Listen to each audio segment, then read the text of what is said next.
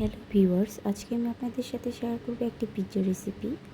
Pizza সাধারণত ওভেনে তৈরি করা হয়, চুলায় তৈরি করা হয় না। আজকে আমি আপনাদের সাথে চুলায় তৈরি পিৎজা রেসিপি শেয়ার করব। কিভাবে চুলায় পারফেক্ট একটি পিৎজা রেসিপি তৈরি করা যায় তা আপনাদের সামনে তুলে ধরব। প্রথমেই এখানে 1 কাপ ময়দা দিয়ে দেব। এরপর 1 চা চামচ ইস্ট দিয়ে দেব। আপনারা চাইলে এখানে ইস্টের পরিবর্তনে বেকিং সোডা কিংবা বেকিং পাউডার ব্যবহার করতে পারেন, তবে ইস্টের ফল ভালো আসে। এবং 2 চা চামচের একটু বেশি চিনি দিয়ে দিচ্ছি।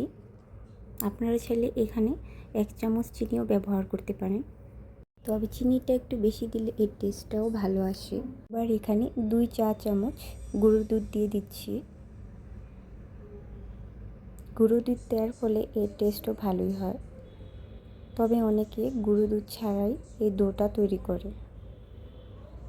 আর হ্যাঁ, অফ ক্যামেরাতে আমি সামান্য লবণ দিয়ে দিয়েছি।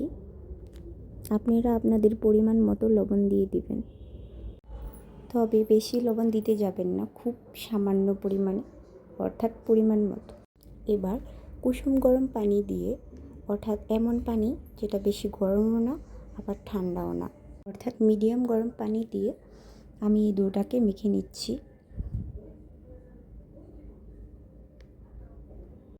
ভালোভাবে মেখে নেব যাতে পারফেক্ট একটা ডো তৈরি হয়।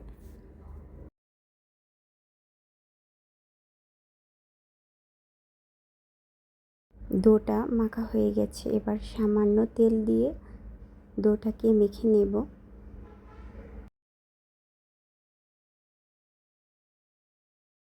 এরপর আধা ঘন্টার জন্য রেস্টে রেখে দেব। অন্যদিকে পিৎজা তৈরির জন্য 2টো চিকেন সসেস এবং মাশরুম নিয়ে নিচ্ছি। এবার চিকেন সসেস, মাশরুম এবং ক্যাপসিকাম কেটে রেডি করে নিয়েছি।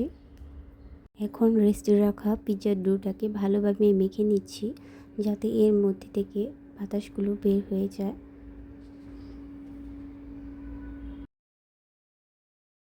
এবার অল্প একটু ময়দা দিয়ে আমি এই ডোটাকে বেলে নিচ্ছি। আপনারা চাইলে ময়দার গুঁড়ো ছাড়াও এটাকে বেলে নিতে পারেন। আমি এটাকে মিডিয়াম শেপ আকারে বেলে নিচ্ছি।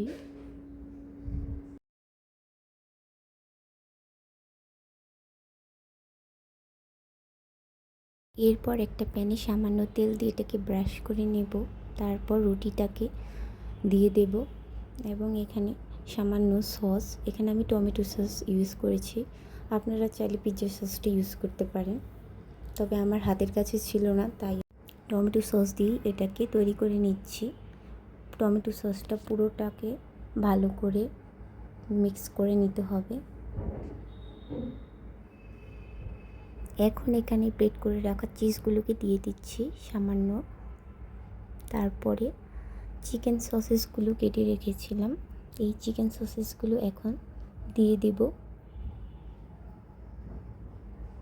সুন্দর করে সাজিয়ে দেব যাতে পুরোটা রুটিতেই হয়ে যায়। এরপর ক্যাপসিকাম দিয়ে দেব।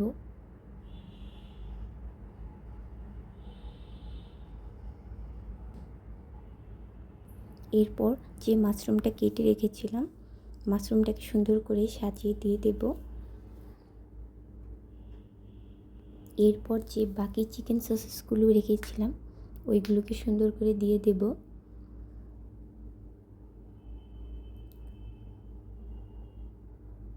যত সসেসের পরিমাণ দিতে পারেন তত খেতেও ভালো লাগবে। এরপর অফ ক্যামেরাতে সবশেষে আমি আবারও কিছু চিজ দিয়ে দিয়েছি এবং কিছুক্ষণ পর একটা ঢাকনা দিয়ে ঢেকে চুলার আঁচটাকে একদম লোতে দিয়ে দিয়েছি। আর হ্যাঁ, অবশ্যই কোনো বাতাস ঢুকতে দেওয়া যাবে না, না হলে পিৎজাটা ব্রেক হবে না। 10 মিনিট পর ফিরে এসেছি। দেখতেই পাচ্ছেন পিৎজাটা হয়ে গেছে, কি সুন্দরভাবে হয়েছে। আপনারা অবশ্যই 10 থেকে 15 মিনিট রাখার চেষ্টা করবেন, তাহলেই হয়ে যাবে এবং কোনো বাতাস প্রবেশ করতে দেওয়া যাবে না, তাহলে পিৎজাটা ভালোভাবে ব্রেক হবে না। আর হ্যাঁ, আমার এই পিৎজা রেসিপিটি কিন্তু দুর্দান্ত মজা হয়েছিল। বাসার সবাই খেয়ে খুব প্রশংসা করছিল। আপনারাও বাসায় এই পিৎজা রেসিপিটি তৈরি করে খেতে পারেন। যদি আমার এই রেসিপিটি ভালো লাগে তাহলে অবশ্যই লাইক, কমেন্ট, শেয়ার এবং সাবস্ক্রাইব করে পাশে থাকবেন।